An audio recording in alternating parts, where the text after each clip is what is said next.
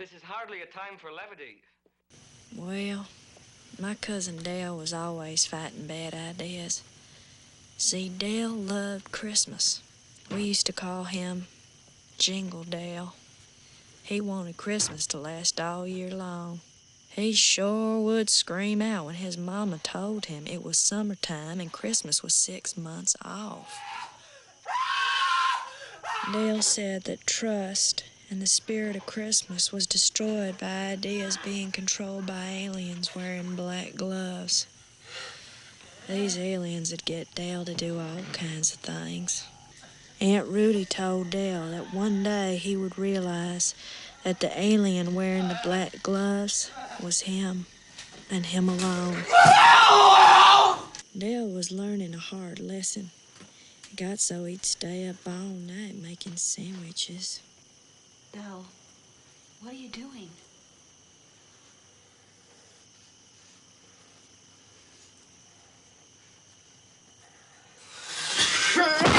I'm making my lunch!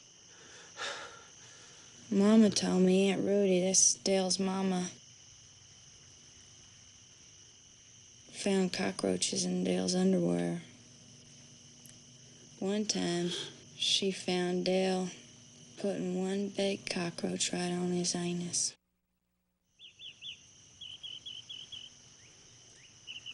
It ain't so funny now, though.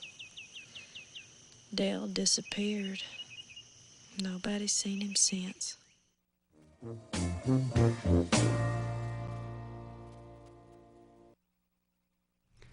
Well, greetings, Manchester. I have one of Representative Fortune's fellow lawmakers from what I call the Concord Clown College. He's actually my representative, Tim Smith, Hillsborough District 17. Now, the infamous Representative Jingle Dell might be a figment of my imagination, but Tim, is he that outlandish a satire on some of the people you have to deal with up at the Clown College? Well, there's an interesting principle called Poe's Law, and the idea is that any political ideology can be taken to such an extreme where satire becomes indistinguishable from reality. And we definitely have some colorful individuals and some, pretty disastrous policy suggestions that really push Poe's law and disbelief of satire all the way up to the limit. Well, I've often said that we live in an era that is beyond satire because nothing like Representative Jingle Dell. Incidentally, that's Crispin Glover, you probably know from Back to the Future, and that's from David Lynch's misunderstood masterpiece, Wild at Heart, which won the Cannes Film Festival Best Film, but didn't go over very well with American audiences, but it's one of my favorites. Check it out. But Jingle Dell might be a figment of the imagination, but I understand that you sit in front of a section of what we can call Republicans, but there are other names that we could use for them because this isn't the Republican Party that even existed up until maybe just several years ago. It's called Murderers Row. Well, that's what they call it. Why are they called Murderers Row? It's sort of a tongue-in-cheek. That's their own name? As yeah. Al Baldessaro, one of the heavy hitters in... Oh yeah, I'm not sure who first came up with that phrase. It got tossed around as a joke during the first couple of weeks when the seating assignments came out, and I guess it's stuck. They use it sort of, affectionately to describe their little seating section because they've got some of the main members of the House Republican Alliance are all seated right next to each other, which incidentally is right behind me. And aren't they in exile? They were supporters of Bill O'Brien. Al Baldessaro not only was a vocal supporter, he actually attacked Sean Jasper, who was I would say, a consensus pick that was elected with the help of Democrats in order to, and Republicans that aren't quite of the Jingle Al Baldessaro class, in order to forestall just the disaster that was the legislature from 2011 to what was it? It's there. You go in December 2010. They went in and they left in December 2012 after doing the incredible damage. And one of the reasons I liked Jingle Dell and thought it'd be appropriate for the show is as his cousin Lula Fortune is explaining to her lover Spider, and that's Laura Dern. If you see the movie, Laura Dern and Nicolas Cage in one of his better roles before whatever happened to I used to write about film. What happened to Nick Cage's career we won't talk about, but Lula is telling Sailor about bad ideas, and Jingle Dell, who, in my mind, is now a member of the Clown College of Concord from Cornish, which was J.D. Salinger's hometown, was full of bad ideas. Can you tell us, am I incorrect to think that this, even a Republican-controlled General Court, we call ours the General Court or the General The General Court is the term that refers to the whole legislature, the House and the Senate. Right. So it is both, but let's just go to the House of Reps. Am I right in thinking that they're full of bad ideas, even under Speaker Jasper? Yeah, and it's worth mentioning that a lot of the folks early on in the session, they made a lot of a stink about the election of Speaker Jasper compared to Bill O'Brien. And, they were making a lot of a fuss claiming that Jasper was going to have some agenda that was different than O'Brien, or that Jasper was going to have some big impact that was going to hurt the Republican agenda. They called him a rhino and all that stuff. But the reality has played out entirely as most of us non-weird people have expected, that Sean Jasper's a Republican. He supports Republican policy positions. Conservative Republican. Yeah, and he's certainly not giving the Democratic Party any special treatment. No, so there's no quid pro. There was no quid pro quo with the support of the Democrats. There's nothing like which that. They were claiming that this is he's a Democratic speaker now. Yeah, there's none of that. They're just being sore losers. But yeah, there's plenty of bad policy ideas, and that's really unrelated to who the speaker is. It's just a result of some of the folks who get elected and some of the committees they get put on. Like, for example, if you just look at the state budget, one of the things that's going to get cut is if the House budget were to get passed by the Senate, they're going to disband the state police auxiliary. I mean, it's such a ridiculously bad idea for 50,000 reasons. It's going to increase costs anytime some project needs, state police presence on the side of the highway. If too many state troopers are out sick that day, we're not going to have coverage. They pulled money out of the budget that was going to replace state police cruisers that got wrecked in accidents over the winter.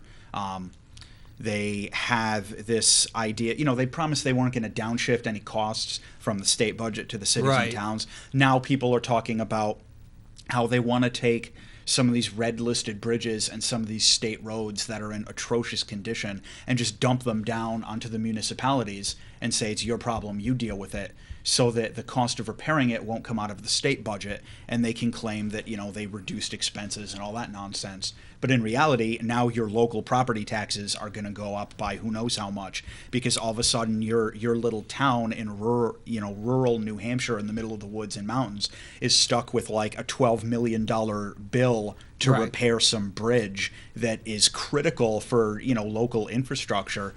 I can't think of anyone who really seriously would suggest that these are good ideas, outside of some partisan talking point setting where they're just trying to push an agenda.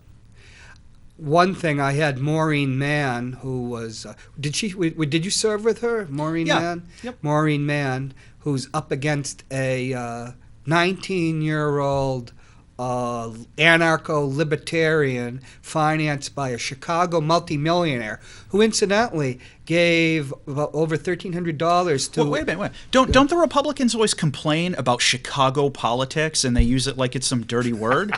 I'm sure they're going to run from this Chicago guy who's giving the money. They're not going to want any part of that, right?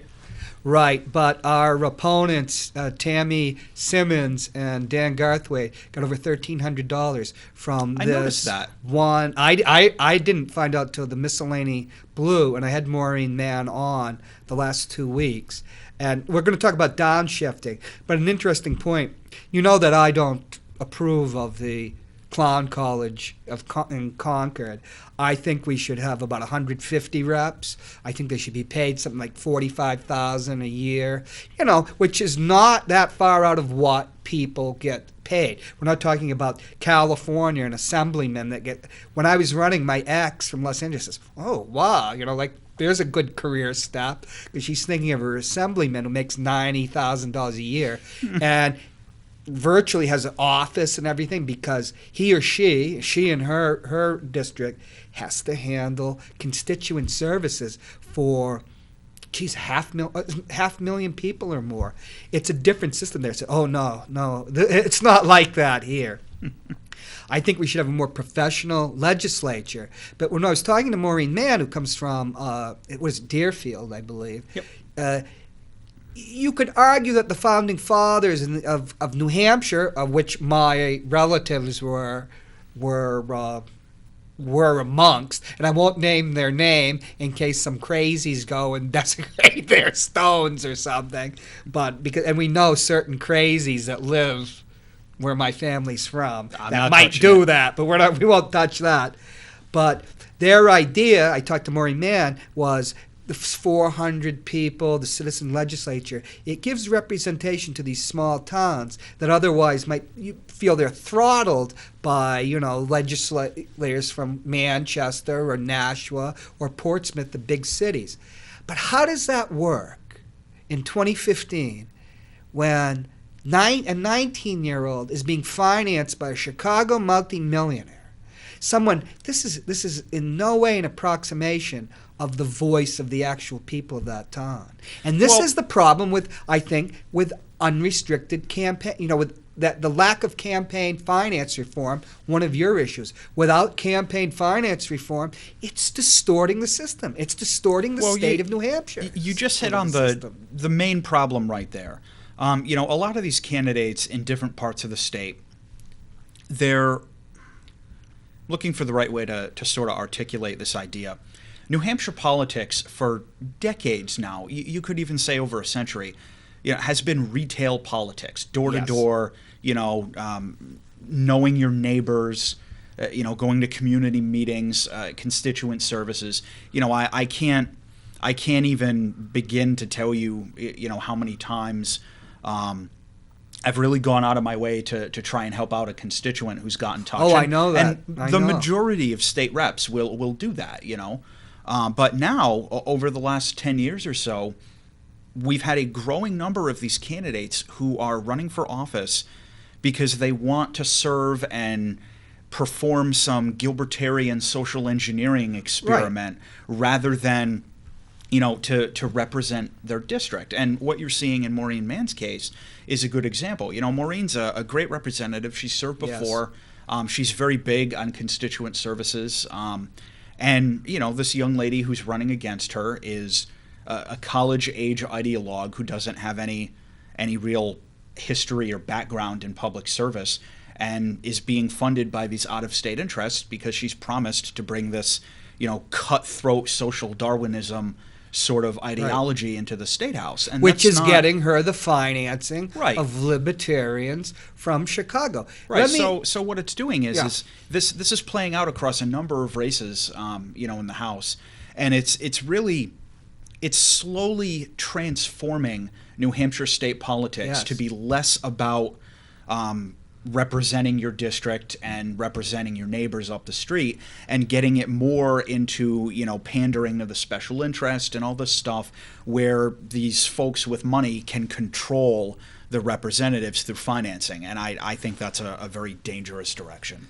One of the things I brought up with Maureen, who does have a great record of constituent services, was this idea that when you are ideologically driven and your ideology is to be anti-state to be anti-social services, to roll back services to where there's not even snow plowing. Snow plowing is considered socialism. When you're an ideologue, an anti-statist, you are not going to be predisposed towards constituent services unless it has something to do with some issue like open carry or the ridiculous and erroneous constitutional carry. And I'm a Second Amendment supporter, but that's ridiculous. Oh, you'll support them on that issue, but you will not support them like when it comes to, I know that you, and you're not going to say this, helped a certain elderly people actually go and negotiate the maze of the health and human resources system, which they turn to you and you help them. What if you're against that? What if you don't believe it? And Tim, we actually know people that of that ideology that will not serve in that capacity. No, that's true. And I don't want to call anyone out specifically, but I've been around the state over the last few years, not only, running for office in Ward 10, but, I'm politically active. I go to activism events. I go to political conferences, stuff like that. And I try and make it a point to talk to people, and get sort of a cross-section of where everyone's at. And it's surprising how often that comes up. Someone will say to me, oh, you're a state rep. And they'll immediately have some anecdote about working with their own state rep. Sometimes it's positive, like I talked to my state rep and they really helped me get that pothole fixed. Or sometimes it's very negative. I talked to my state rep. I was having this problem with renewing my fishing license, and they came back and said, well, I don't think we should even have a fish and game department, so I'm not going to help with that. Right. I mean, what kind of a person has that attitude towards a constituent who needs some help? And I guarantee that you wouldn't run into that as recently as 10 years ago, because now, as we were saying a few minutes ago, this wave of just ideologues who have no interest in serving their district. Or in community. No they interest don't believe in community. Yeah, they're sweeping. group. They're sweeping into office in these safe partisan districts just by running, on whichever party is more popular in their district.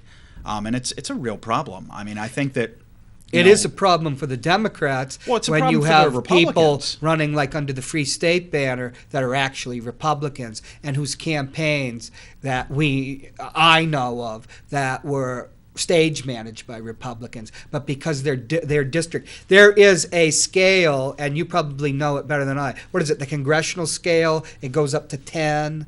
Does it go to 10 Democrat to 10 Republican? Oh, yeah. We were 1 Democrat, which means a swing district. Some people run in I'm in a +5 Democrat, and even though I am really, it doesn't have to do with party, but even though I'm a right winger, I'll run as a Democrat.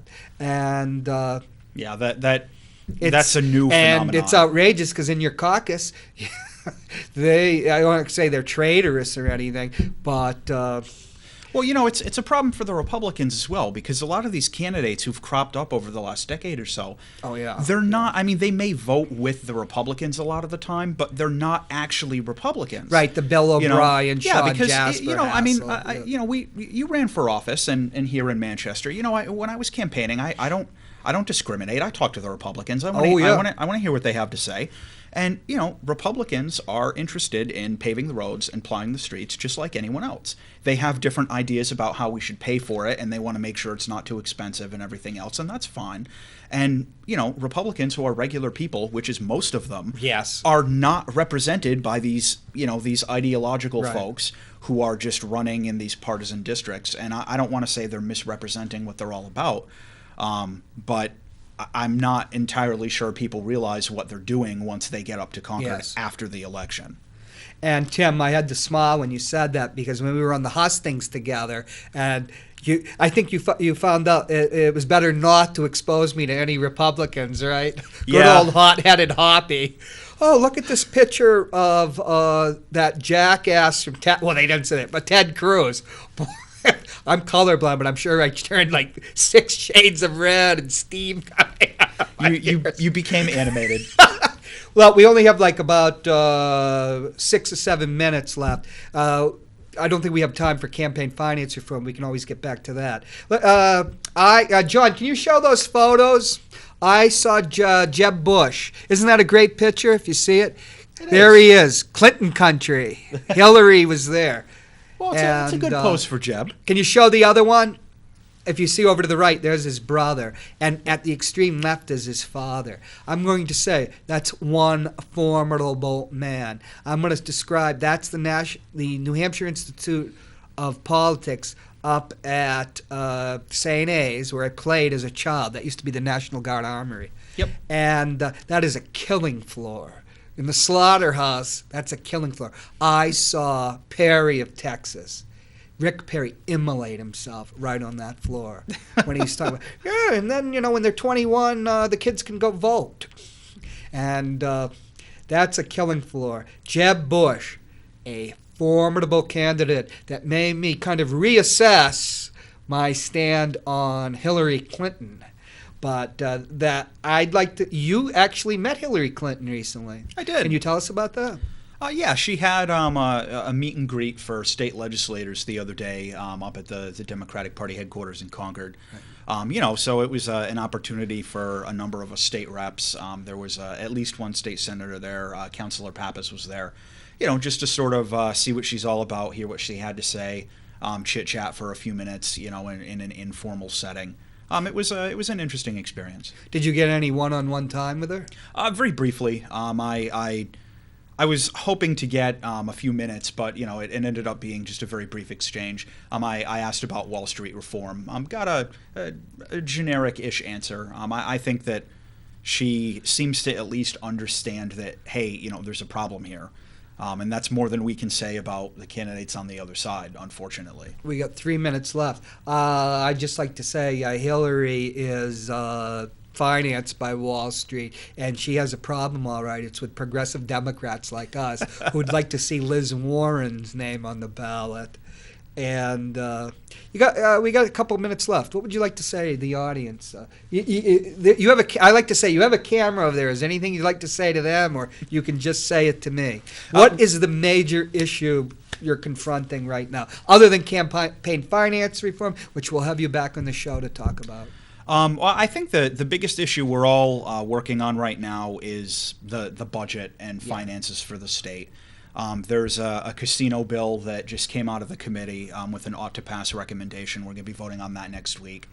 Gotten a lot of feedback from constituents in the district. I'd like to say, as one of your constituents, I'm not a fan of casinos, other than for my allergies. They pump the air in. But I believe that in the economic climate where we have, and the downturn I'm predicting, because once again the Republicans are in control, cutting infrastructure, attacking education, which discourages business.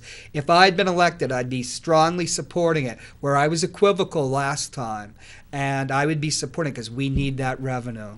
And I'm not here to lobby you. And no, not at all. You have to, I respect you, and well, that would be my opinion. We need that revenue. Well, the feedback I've been getting from folks in the district has actually been pretty evenly split.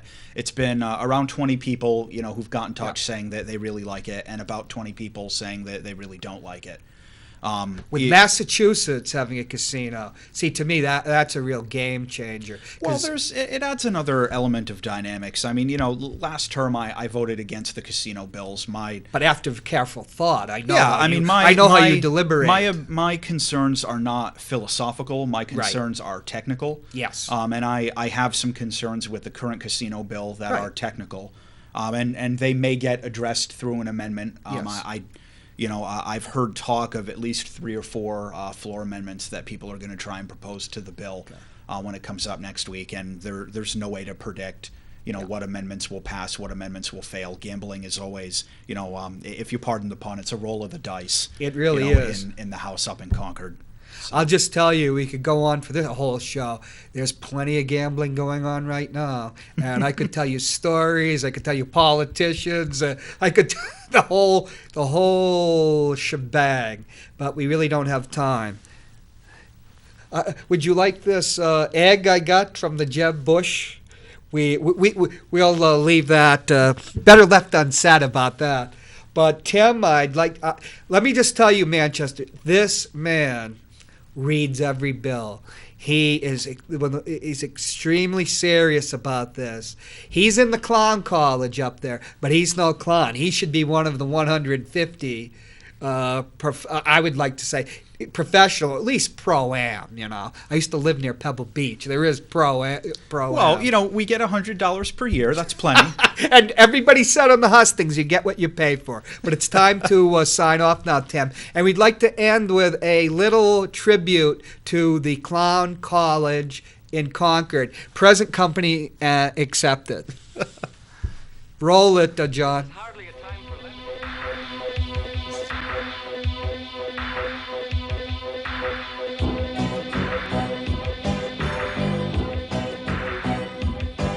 I was walking on the ground, I didn't make a sound. Then I turned around and I saw a clown. Had a frown, stood on a mound, started barking like a hound. I wondered what to do.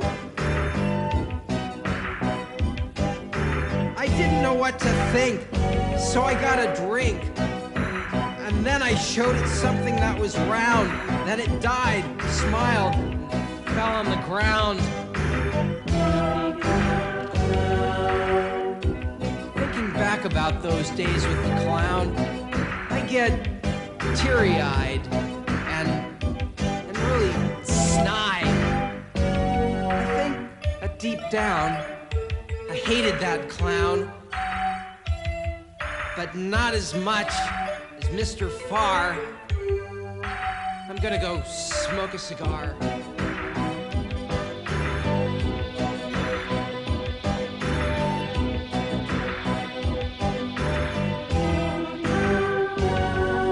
I was walking on the ground, I didn't make a sound, and then I turned around, I saw a clown.